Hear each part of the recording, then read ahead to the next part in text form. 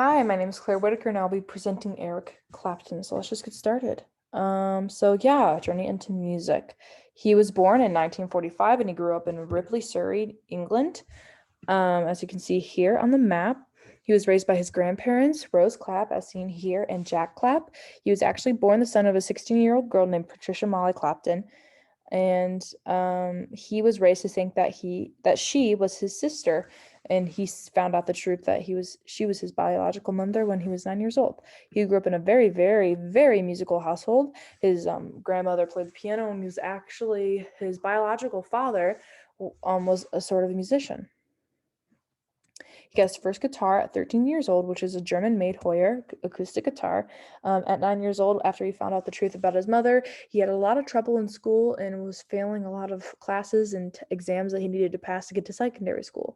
He never made it to secondary school. He went to a 2-year art school and then eventually got to Kingston College. He was only there for a year before he got kicked out because he kept on playing the guitar and studying music rather than doing assignments. His main influences were Freddie King, B.B. King, which he eventually played with live, Muddy Waters, Buddy Guy, seen here, Robert Johnson, and Alexis Corner. Alexis Corner, seen here, was actually his main influence to get his first electric guitar, seen here, which is the 1960 K Jazz electric guitar. This guitar basically set precedent for the rest of his career.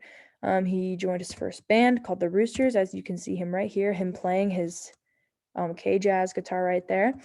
After this band, he joined Casey Jones and the Engineers. In both of these bands, he was not a part of for a very long time. So after these, he did street performances. He would play outside of clubs, on street corners, outside of pubs. You can imagine him standing on a street corner playing for all the people around and the music just filling up the streets. But he did a lot of studying of blues music, especially with the influences I mentioned earlier. And all of this passion for music eventually led to him getting recruited to be in the Yardbirds. He was a very respected guitarist, like as I said, with all of his street performing, and but this band was his first big success. He had some commercial hits, including "Good Morning, Little Schoolgirl," and sadly, he eventually came to the decision to leave the band due to its pop sound. He had a nickname, and it was Slowhand. The reason being because audiences would slow clap after he'd played, so it just stuck. Some albums recorded during this time were Five Live Yardbirds and Sonny Boy Williamson in the Yardbirds with Eric Clapton. He was at 18 years old at this time, and he had made such a big name for himself that he was specifically chosen to be mentioned on the top of an album. So that's really cool. A popular song from this time was "For Your Love," which ultimately Eric decided to leave the band due to this song's pop sound. Like I said earlier, he was very invested with his blues, which is why he eventually had to leave the Yardbirds. After leaving the Yardbirds, he was replaced with Jimmy Page and Jeff Beck, which turned out to be some of the greatest musicians of their time, and Jimmy Page actually was one of the founders of Led Zeppelin, but Eric Clapton left the Yardbirds in 1965. So after leaving the Yardbirds, he joined a band called John Mayall and the Blues Breakers. This, you can see Eric Clapton right here reading the Beano magazine, which this cover was from Blues Breakers with Eric Clapton, and that album is often referred to as the Beano album. But he was with John Mayall's band for a couple months, and then he went to Greece with some friends for a while. He came back and joined the band, and in my opinion, he was able to do this because he had such a great reputation of being an amazing guitar player. Mind you, he was still very young at this time in his life. So he got another nickname, which is God, actually. A London graffiti artist wrote Clapton is God on the side of a London tube station, and it just became a nickname. But Slowhand is definitely his most famous one. Some recordings from this time, like I said earlier, was Blues Breakers with Eric Clapton, which is also referred to as the Beano album. He sadly suffered addiction in his time with alcohol and heroin. 1970 was a turning point for his heroin addiction because he fell in love with this girl named Patty Boyd, who was married to George Harrison. He wrote an entire album called, he worked on an album called Layla and other assorted unreleased songs. And Layla was a song dedicated to Patty Boyd, but he was so heartbroken he fell into heroin addiction of 3 years until 1973. He eventually kicked heroin, and alcohol turned to be his vice. But he was officially clean of alcohol and heroin in 1982.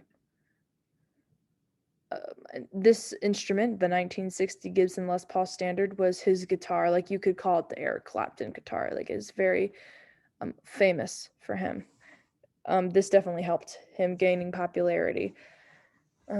He also was very famous, like I said earlier, on the London club scene because when he was in the Blues Breakers and like smaller bands, he would play in those areas, and also around the London pub scene because of his street performing. But all of this eventually led to his arguably one of his most famous bands, Cream. Cream consisted of Ginger Baker and Jack Bruce. Eric Clapton, in my opinion, was probably very happy with the decision to form this band because they were more of a rock and blues based group, which is what he had been wanting most of his career. Sweet and Sour Rock and Roll was the name that Eric Clapton had suggested when trying to pick out the name for their band, but ultimately it failed and they went with Cream. So in Cream, they had a lot of album success, including Fresh Cream, Disraeli Gears, and Wheels of Fire, all leading to their international success. This was Eric Clapton's first taste of being internationally known. He had been known commercially, but this was his first major success. Songs including Crossroads and White Room were a part of this process.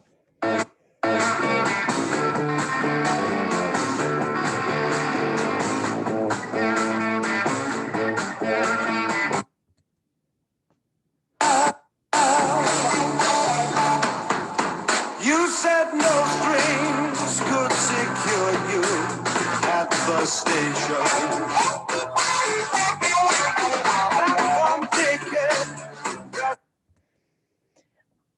Ultimately, all good things must come to an end. Eric Clapton had decided that the band was becoming too restrictive, so they collectively decided that it was time for them to make their goodbye album. They performed this album twice, both in London. And that was the end of Cream.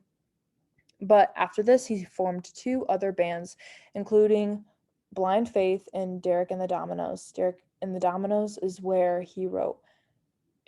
they wrote the Layla album, which eventually led to his heroin addiction. But Patty Boyd eventually divorced George Harrison, and she actually eventually married Eric Clapton. They were married for 10 years. Next is his solo career. So his personal life, as I mentioned earlier, he had been grieving prior to 1974 over Patty Boyd and really just getting his strength back after his heroin addiction. In 1974, he officially started his solo career with 461 Ocean Boulevard. This was a great way for him to kick off his solo career. He already had a name established, and it went really well. The album did great.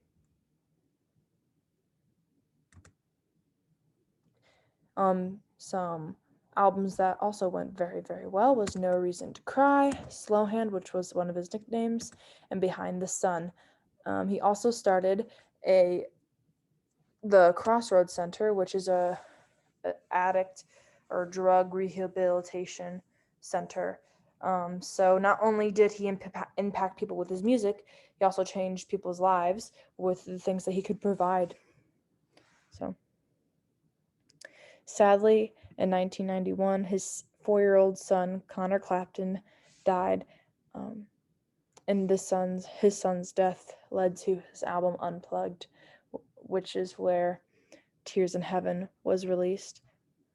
Tears in Heaven was based off of his son's death, and it's basically asking if we see our loved ones in heaven.